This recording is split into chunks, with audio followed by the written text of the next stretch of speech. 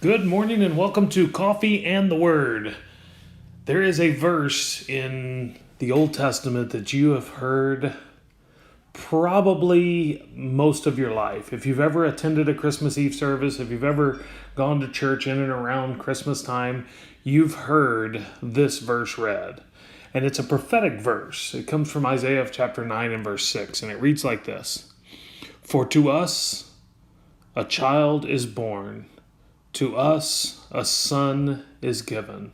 Now, before I go any further, we know just by reading this, if you were reading through the Bible and you get to this verse, you'll stop for just a second and you'll wonder, who is this child? Why is it so important that this child is born? And it doesn't take long to realize whatever's coming next, this child is special. This child is different than any other child that has ever been born. This child is going to be a difference maker in the world. And so you're excited already. For to us a child is born and a son is given. Here's another thing. Whoever this child is, whoever this special boy is, he's not just a prodigy. In other words, he's not just going to be super talented.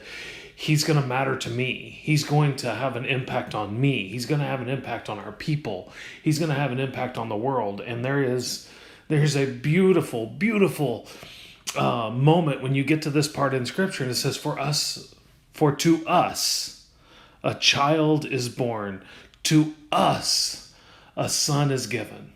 You have to understand, the people specifically who would have heard this for the first time have been living in and out of oppression. They have story after story of captivity and defeat and victory, and it's just this roller coaster of a world. And many of us are like, yeah, tell me about it. My world is a roller coaster. Well, here's the beauty. Isaiah's writing this about somebody, about a child who would be given to us, about a son who would be born for us somewhere in the future. And for us, who's already been born. So this has already happened in our reading.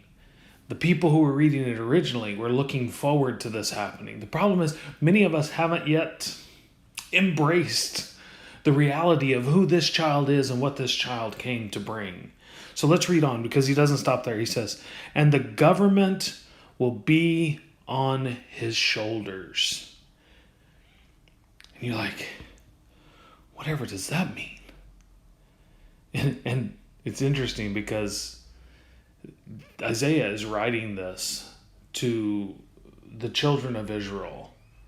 He's writing this to a group of people who have rejected and accepted and cried out and denied, and he's writing it to these people. He's writing to the very people who many years before this had told Samuel, we want a king. And God said, I'm your king. We want a king. I'm your king.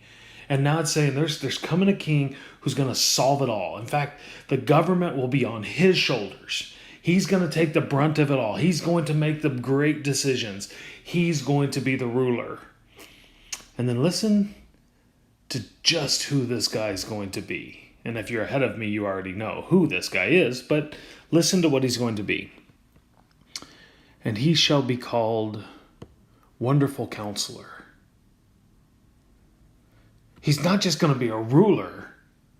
He's not just going to be a king. He's not just going to be somebody who tells us what to do. He's going to be somebody who walks alongside of us. Wonderful Counselor. Mighty God. He's going to be all powerful. There's nothing he's not going to be able to handle. Like, we've had bunches of kings, and these kings have come and gone, and these kings have led us to victory, and these kings have led us to defeat. In fact, most of these people were looking to a time when they had David, the warrior king, who would defeat the enemy and who would stand upright with God, and everything went well then. So they're dreaming of a time, the good old days, and what Isaiah is promising is better than the good old days. It'll be God on earth. Everlasting Father. He's not going to come and go. We're not like David. He's not going to sleep with his fathers. He's going to be here. But listen to this one. The Prince of Peace. Now, when you and I read the Prince of Peace, we think about freedom from anxiety, right? We think about having somebody that is the captain of our lack of anxiety, the captain who's going to prohibit us from having to endure another restless night or another fearful moment, and that's certainly in there. But you have to understand the word here. A better translation would be the captain of our wholeness. The Prince of Peace is going to make us whole. He's the one who's going to usher in this new wholeness, this complete wholeness, where I don't feel fractured and torn apart, where I don't feel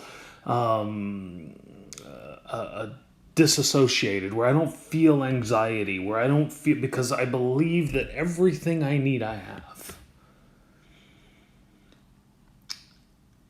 And I know some of you are like, I've been a Christian my whole life and I haven't felt that. I've been a Christian my whole life and I still don't feel whole. And here's the beautiful thing that I want you to understand this day, this moment. The people who are reading this are anticipating a day when this can become truth. But you and I are reading this on the other side of the revelation of this truth. The Prince of Peace is reigning. The mighty God is in charge. The wonderful Counselor is among us. And what I want you to understand is you're not waiting for the King. You just need to run to the King. There's a story, and I'm going to do one of those weird things where I jump off the topic and come back. There's a story in the book called Esther, where Esther is asked by her uncle, Mordecai, to go in and talk to the king and petition the king to save their life. And Esther says something very interesting, which is something we don't really understand. I guess we do to a certain degree, but Esther says, unless he beckons me, I can't go to the king. And if I go to the king and he doesn't accept he doesn't offer me an invitation, he can have me killed. There was a fearful approach to a king.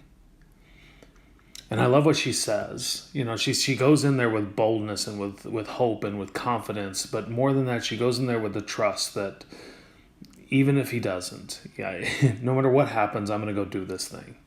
Here's the beautiful thing about you and I.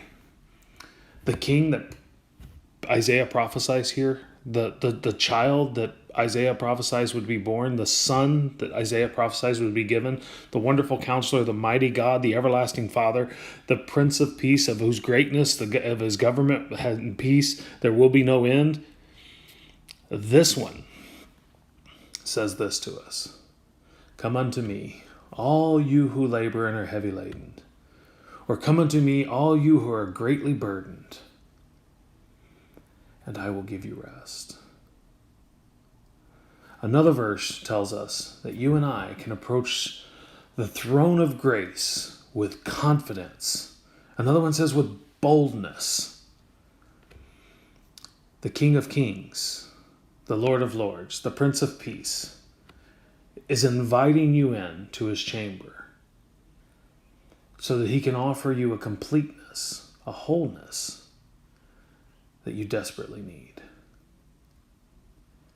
I encourage you today, as we run up toward this Christmas time when we celebrate once again the birth of this son who was given, this child who was born, I encourage you to run to his throne, realizing that he and he alone can provide you with the solution that you so desperately want. The wholeness that you so desperately need. The counsel that you yearn for.